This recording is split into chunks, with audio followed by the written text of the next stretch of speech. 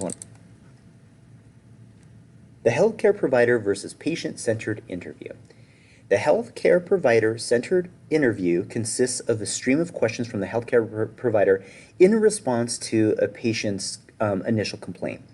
And this is usually controlled by the healthcare professional. This may be less effective in determining all of the patient's concerns, like their chief complaints. We try to use the patient-centered interview approach. This uses continuers such as "what else" or "anything else," or "can you give me other examples?" This encourages the patient to reveal all concerns at the beginning of the interview.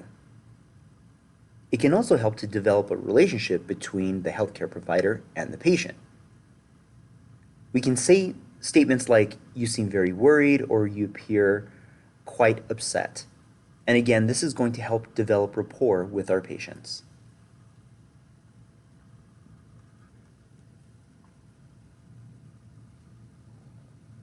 We always want to think of the healthcare provider and the patient relationship as being a partnership.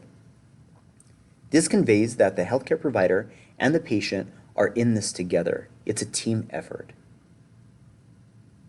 As a healthcare provider, we always want to give the patient empathy. This expresses an understanding and a concern for the patient.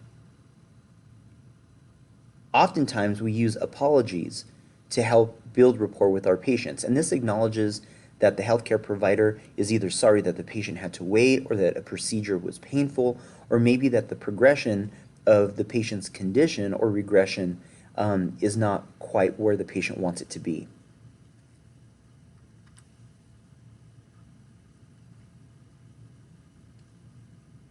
Respect is a huge key factor as well. It acknowledges the patient's suffering, anxiety, and fear.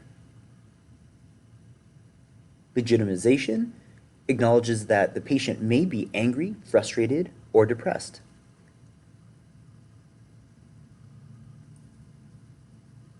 We also support our patients, and this conveys that the patient will understand that the healthcare provider is really on their side, and they're not there to abandon them, but they're there to support them.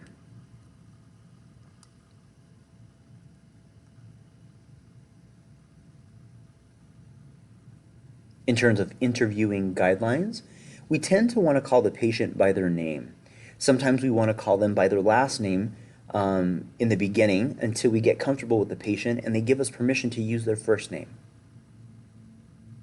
We typically want to have happy gestures on our face by smiling with our eyes.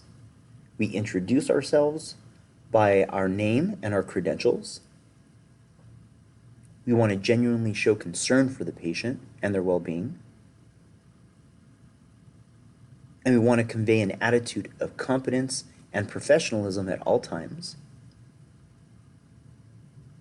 And when speaking to the patient, we always want to face the patient versus facing away. And we always like to try to get at eye level whenever possible.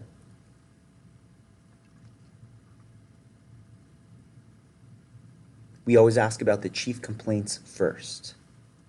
So in other words, what is the patient there for? What brings them to us? We always want to perform a visual assessment of the patient.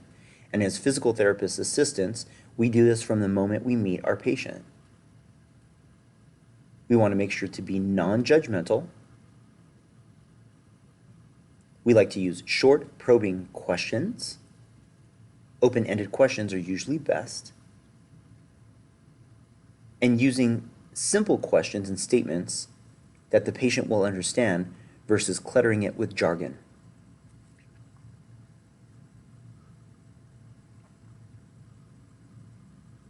We always want to make sure that we give the patient the time to answer fully before going on to the next question.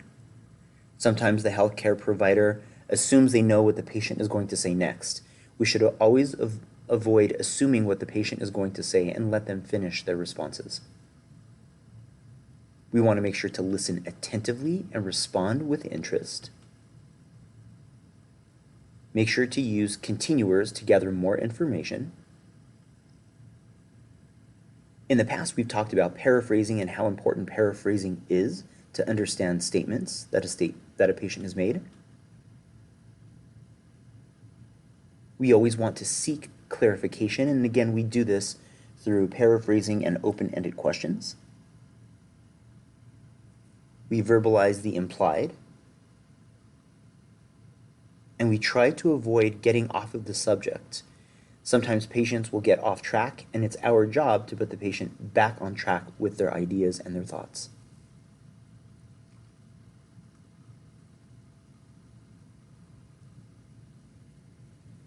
We always want to introduce additional questions when we haven't gathered all of the information that we need.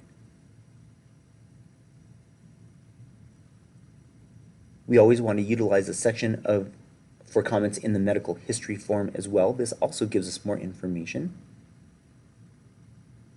As the patient is speaking, I usually record the information. I let them know that I'm writing things down so I don't miss anything.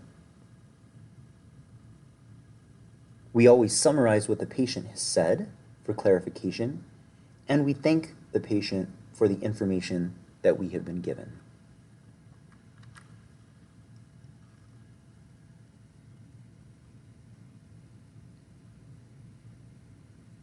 The primary goal for the interview is to identify the patient's chief complaint. And when we say chief complaint, that's the major reason that they're coming to see you.